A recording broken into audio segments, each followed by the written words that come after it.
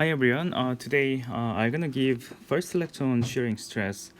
Even though I allocated only 2 lectures for the shearing stress chapter, I found that I need like 3 lectures to give extensive explanation for the entire concepts. So yeah, I'm gonna offer shearing stress lecture today, and after midterm I will gonna give you 2 more lectures on shearing stress. Okay. So before talking about sharing stress, let me give you like an overview of the today's overview of the ME231. So in ME231, what we are doing like in the first half of the class is, out of 4 reactions, we want to obtain the stress distribution. So in the chapter 4, we discussed about how to obtain normal force N out of statics, and out of normal force, we found uniform normal stress over the entire cross section. In the next chapter, we discussed about how to obtain torsion T, and out of torsion T, we learned how to obtain the distribution of shear stress over the cross-sectional area. Here, rho is the distance from the center. Then, as a next chapter, we discussed about pure bending deformation. In pure bending, we only have M that is non-zero and other reactions are exactly zero.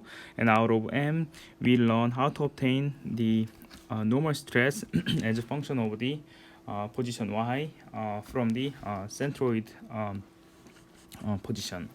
Then in chapter 5, we discussed about how to obtain M and V diagram over the entire beam. But we have not discussed how we can obtain the shear stress out of the shear force V.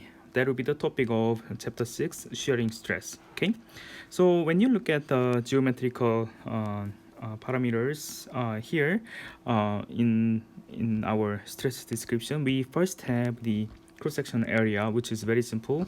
We then discussed about polar moment of inertia, which is the integral over the entire plane.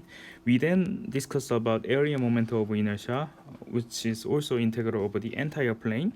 But when you look at the our expression that we're gonna learn soon and we're gonna derive soon, we found that the integral, in addition to the integral I, we have this qy and ty.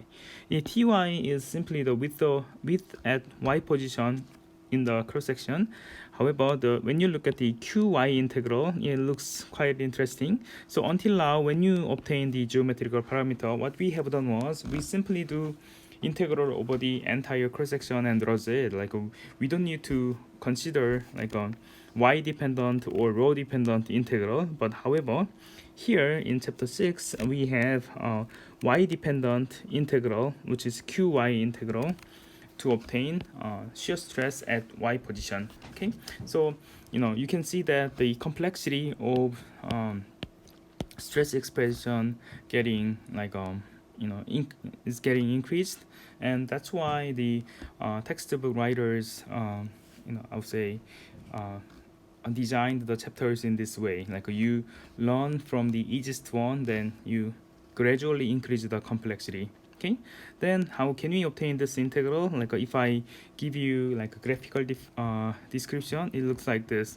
When you look at the cross section of the beam, and suppose that the beam cross section has this shape, and suppose that you want to obtain the shear stress at y position. Y is the distance from the centroid position.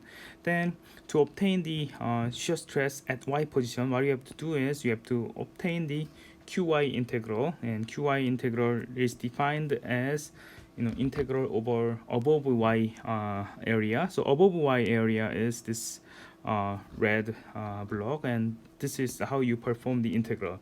Regarding the derivation and realistic example, we're going to discuss in today's class.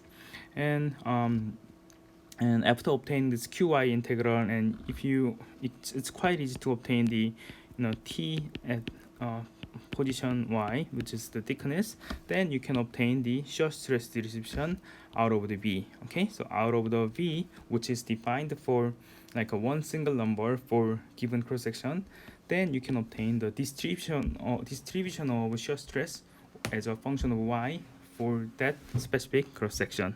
So this is the topic of today's lecture. Okay.